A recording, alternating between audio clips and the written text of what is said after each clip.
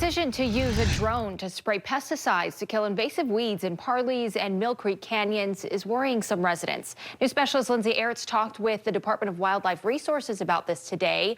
All right, Lindsay, which chemicals are they using to spray those weeds? Yeah, Ashley, the DWR used a combination of Roundup and a chemical called Tellar to get a handle on invasive myrtle spurge they say is taking over these canyons. But some residents say the decision to use those chemicals can have harmful consequences. Now, you can see here the drone used to spray. The mixture was sprayed over several areas in Parley's and Millcreek canyons, along foothills and in some rocky areas where access for people is difficult. The DWR says they made the decision with several other land managing agencies and the health department.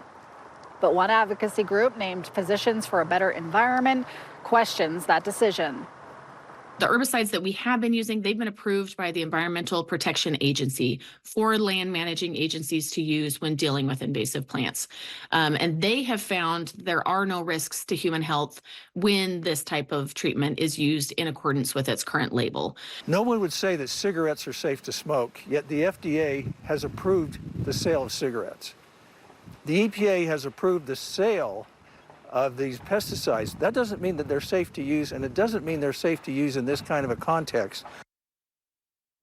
DWR tells me that for the last 2 years, they've tried to pull these weeds by hand, and that was not effective. They say they are taking several precautions to make sure the chemicals do not go airborne, get into the water, and that they're applied only to the weeds, not to surrounding plants. Now, the sap from myrtle spurge can cause rashes and skin irritation.